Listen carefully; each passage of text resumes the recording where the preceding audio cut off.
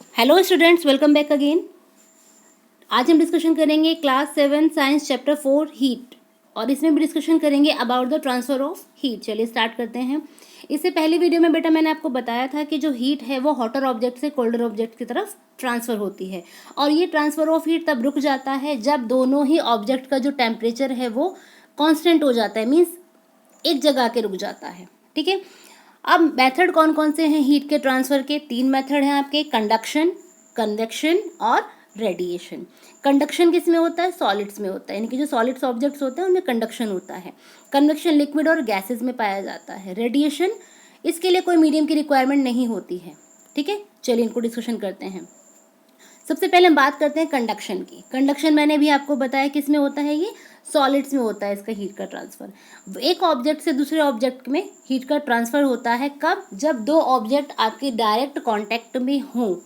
ये इसमें मेंशन कर लीजिए कि कब होगा कंडक्शन? जब दो ऑब्जेक्ट आपस में कांटेक्ट में होंगे, डायरेक्ट कांटेक्ट में होंगे। तो उसमें क्या होगा, जो हॉटर पार्ट है, हॉटर पार्ट से हीट कोल्डर पार्ट की तरफ मूव करेगी। जैसे कि आप पिक्चर में भी देख पा रहे हैं बेटा, इसमें ये एक वेसल है। इस वेसल में कुछ वेजिटेबल्स रखी हुई हैं, ये आपका बर्नर पे रखा हुआ है, और इसमें ये स्पैचुला पड़े हुए हैं। ठीक है। तो जब ये जो आपका वेसल है गर्म होना शुरू होगा, तो क्योंकि ये आपके स्पैचुलास जो हैं ये आपके कोल्ड हैं, ठंडे हैं ये, तो इनमें जो हीट है ये डायरेक्ट कांटेक्ट में है एक दूसरे के। तो हीट जो आपका स्पैचुला का एक एंड है जो इसमें वेसल में पड़ा हुआ है, इस एंड से होते हुए आपके हैंडल तक मूव करेगी। ठीक है। तो यहाँ पे दोनों के दोनों सॉलिड सरफेसेस हैं और इसमें दोनों डायरेक्ट कांटेक्ट में आ रहे हैं। अनदर वन पिक्चर, दूसरी पिक्चर में देखिए, यहाँ पर एक मेटल की रॉड लगाई हुई है, एक साइड से इसमें कैंडल को जला दिया है, और इसके यहाँ पर हमने ये वैक्स को चिपकाया हुआ है। ठीक है। तो जैसे जैसे ये कैंडल इस मेटल की रॉड को गर्म करना शुरू करेगी, तो क्योंकि हीट ट्रांसफ़र होती है इन सॉलिड्स, मेटल्स में हीट ट्रांसफ़र होती है, तो उसकी वजह से ये रॉड धीरे धीरे पीछे की तरफ गर्म होना शुरू हो जाएगी, और ये वैक्स की जो हमने स्ट्रिप्स लगाई हुई हैं इसमें, ये वैक्स की स्ट्रिप्स गिरने लगेगी। तो this is the method of conduction, यानी कि कंडक्शन जो होता है, हीट का ट्रांसफ़र जो होता है वो सॉलिड्स में होता है, और इसके लिए दोनों ऑब्जेक्ट्स को डायरेक्ट कॉन्टैक्ट में आना कंपलसरी है। आई होप समझ में आ गया होगा। एग्जाम्पल देख लीजिए, आप चाय में चम्मच स्पून को डाल के छोड़ देते हैं, तो थोड़े समय बाद क्या होता है कि आपको स्पून भी गर्म लगने लगता है ना। वो क्यों लगता है? क्योंकि आपका जो स्पून है वो डायरेक्ट आपके टी के कांटेक्ट में है, जो कप है आपका, कप का जो बॉटम है उसके कांटेक्ट में है, और वहाँ से वो हीट ट्रांसफ़र हो रही है थ्रू कप टू स्पून। इसी वजह से आपका जो स्पून है वो गर्म हो जाता है। सेम ऐसे जब आपकी मम्मा खाना बनाती हैं और खाना बनाते बनाते वेसल में स्पैचुला को छोड़ देती हैं, तो स्पैचुला भी गर्म हो जाता है, वो भी इसी वजह से, क्योंकि कंडक्शन होता है हीट का और वो स्पैचुला में हीट को ट्रांसफ़र करता है। चलिए आगे चलते हैं। अब इसमें एक मेथड आया कि हीट ट्रांसफ़र कैसे होती है। हीट ट्रांसफ़र होती है due to the nature of conductor, है ना, क्योंकि जो मेटल्स होते हैं आपके वो कंडक्टर होते हैं। तो कंडक्टर क्या होता है? कंडक्टर वो मटेरियल्स होते हैं जो अपने में से हीट को ईजीली पास होने दें। These are known as conductor. ठीक है, यानी कि जिनमें से हीट इजीली पास ऑन हो सके वो कंडक्टर्स कहलाते हैं। जैसे कि आपका एल्यूमिनियम हो गया, आयरन हो गया, कॉपर हो गया। ठीक है, यानी कि आप इसके एक एंड को गर्म करना स्टार्ट कीजिए तो उसका दूसरा जो एंड है वो गर्म हो जाएगा धीरे धीरे, क्योंकि आपका जो हीट है वो ट्रांसफ़र होगा। दूसरा आता है आपका इंसुलेटर्स। इंसुलेटर्स क्या होते हैं? इंसुलेटर्स वो मटेरियल्स होते हैं जो अपने में से हीट को पास ऑन होने नहीं देते हैं, वो इंसुलेटर्स कहलाते हैं। जैसे कि आपका वुड हो गया, प्लास्टिक हो गया, एयर हो गया, वाटर हो गया, रबर हो गया, है ना। इनको आप अगर गर्म करें तो ऐसे नहीं आपने एक एंड से गर्म किया तो दूसरा एंड भी गर्म हो जाता है ना। आप इजीली उनको कैरी कर सकते हैं, इजीली उनको हैंडल कर सकते हैं। तो these are conductors and insulators. कुछ एग्जाम्पल देख लीजिए कंडक्टर्स और इंसुलेटर्स के। ये आपकी जो आयरन होती है, आयरन की बॉडी जो है वो प्लास्टिक की बनी हुई होती है, जबकि जो उसकी प्लेट होती है वो मेटल की बनी हुई होती है। तो प्लास्टिक की बॉडी क्यों बनी हुई होती है? जिससे कि आपको शॉक ना लगे, जो आपका करंट है वो फ्लो ना हो। ऐसे ही आपके जो प्लास्टिक के हैंडल्स बने हुए होते हैं एल्यूमिनियम के पेन में, वो भी आपके इंसुलेटर्स के बने हुए होते हैं, जिससे कि आप उनको ईजिली हैंडल कर सकें। ऐसे आपके स्पैचुलाज यहाँ पे दिखाए गए हैं। स्पैचुलाज में भी आपके जो हैंडल है वो प्लास्टिक के बने हुए हैं, जस्ट बिकॉज ऑफ इंसुलेटर। क्योंकि इंसुलेटर आपका अगर नहीं होगा इस तरह के स्पैचुलाज में तो आप उनको हैंडल नहीं कर पाएंगे। चलिए आगे चलते हैं। सेकेंड मेथड है आपका हीट ट्रांसफर का, दैट इज कन्वेक्शन। कन्वेक्शन होता है आपका लिक्विड और गैसेस में, ठीक है। इसमें क्या होता है, जो लिक्विड और गैस होते हैं उनको हम हीट करते हैं। हीट करने पे क्या होता है, मैंने आपको बताया भी था पिछली वीडियो में कि जो लिक्विड और गैसेस होती हैं वो एक्सपेंड करती हैं, फैलती हैं, गर्म होकर ऊपर की तरफ उठती हैं, हल्की हो जाती हैं, है ना। जब वो फैलेंगी गर्म होने पे तो वो हल्की होंगी, हल्की होकर ऊपर की तरफ उठेंगी, ठीक है।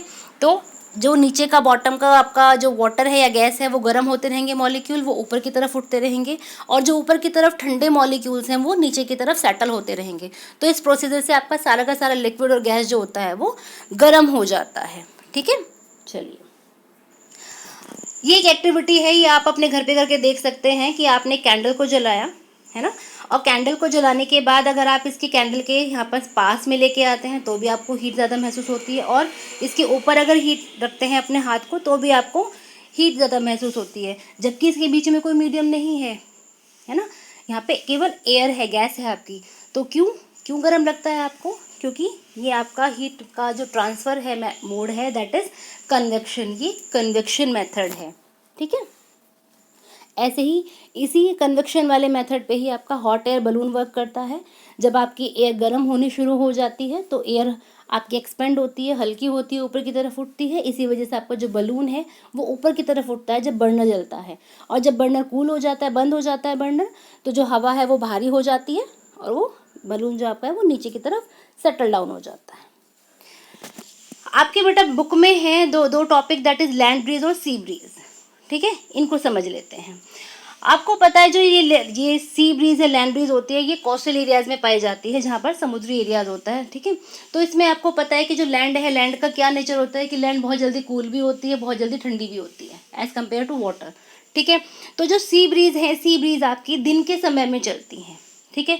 इसमें क्या होता है कि जो लैंड एरिया है, क्योंकि ये जो आपकी एयर है वो एयर सी से चलती है तो इसको सी ब्रीज कहते हैं।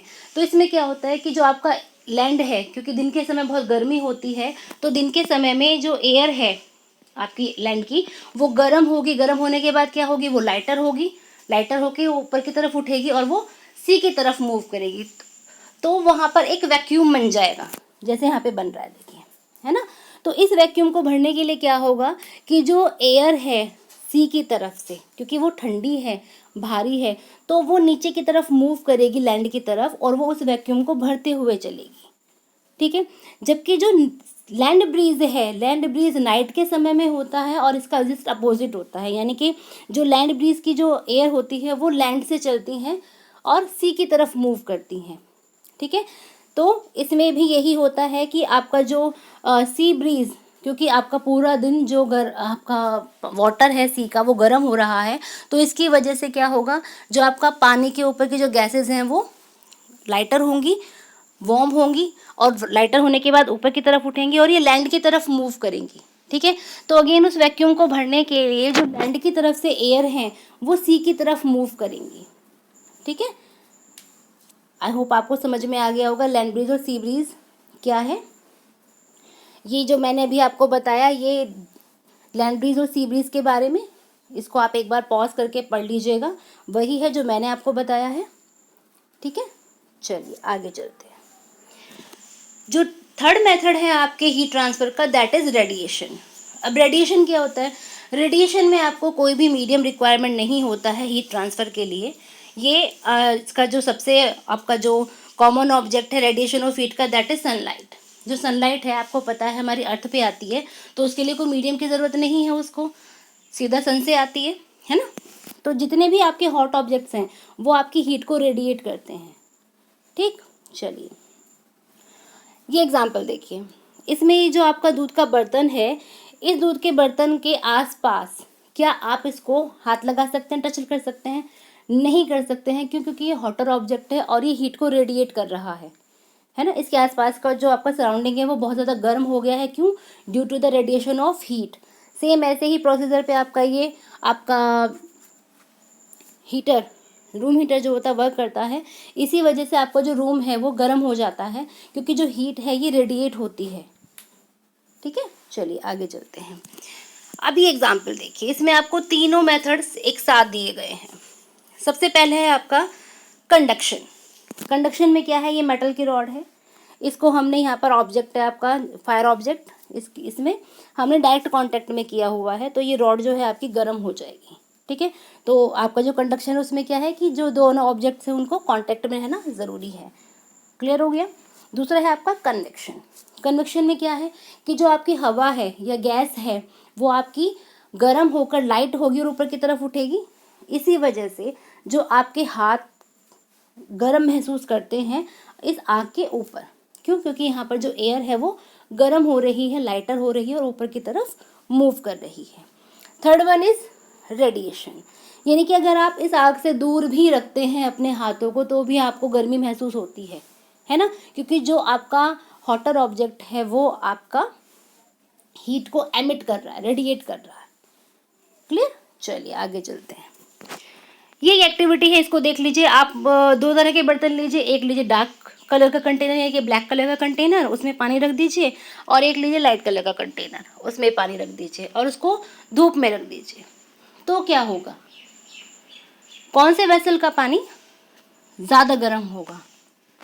आंसर इज डार्क कलर का। क्यों? क्योंकि जो डार्क कलर होते हैं, डार्क कलर हीट को ज़्यादा एब्जॉर्ब करते हैं, है ना, ये आपको सबको पता है, जबकि जो लाइट कलर है वो हीट को एब्जॉर्ब नहीं करते हैं। ठीक है, ये समझ में आ गया आपको कि डार्क कलर जो होते हैं वो ज़्यादा हीट को एब्जॉर्ब करते हैं, जबकि जो लाइट कलर है वो हीट को एब्जॉर्ब नहीं करते हैं, वो हीट को रिफ्लेक्ट करते हैं। इसी वजह से हम क्या करते हैं, जो हमारे कपड़ों का सिलेक्शन होता है डिपेंड ऑन द सीज़न, है ना, उसके अकॉर्डिंग करते हैं कि हम विंटर में क्या करते हैं, विंटर में हम डार्क कलर के क्लोथ यूज़ करते हैं। क्यों? क्योंकि हमें ज़्यादा हीट की रिक्वायरमेंट होती है। जबकि जो समर होता है, समर में हम लाइट कलर के क्लोथ प्रेफर करते हैं, क्योंकि हमें हीट को रिफ्लेक्ट करना होता है। ठीक है, जो डार्क कलर का सरफेस होता है ज़्यादा हीट को एब्जॉर्ब करता है। इसी वजह से जब हम डार्क कलर के क्लोथ पहनते हैं विंटर में तो हमें कंफर्टेबल होता है। लाइट कलर के जो क्लोथ्स हैं वो अपने में से हीट को जाने देते हैं, पास ऑन होने देते हैं। इस वजह से हम लाइट कलर के क्लोथ्स समर में पहनते हैं, जिसकी वजह से हम समर में कूल महसूस करते हैं। ठीक है, विंटर में हम वूल क्यों इस्तेमाल करते हैं, ये दो ऑप्शन दिए हुए हैं आपको कि हम वूल का कपड़ों का जो सिलेक्शन है वो विंटर के लिए क्यों करते हैं, कॉटन का समर में क्यों करते हैं। क्योंकि जो आपका वूल है वो पुअर कंडक्टर ऑफ हीट है, मतलब अपने में से हीट को जाने नहीं देता और आपकी जो हीट की बॉडी की हीट है उसको ट्रैप करके रखता है आपके कपड़ों के अंदर ही, आपकी बॉडी के अंदर ही। इसी वजह से आपको जो गर्म कपड़े होते हैं, वुलन के कपड़े होते हैं, उसमें आपको वार्म महसूस होता है। ऑन द अदर हैंड जो कॉटन के कपड़े होते हैं, कॉटन के कपड़े एयर को ट्रैप नहीं करते हैं, उनमें एयर पोर्स होते हैं, जिसकी वजह से आपकी स्किन ब्रीथ कर सकती है और आप बहुत ही कंफर्टेबल महसूस करते हैं।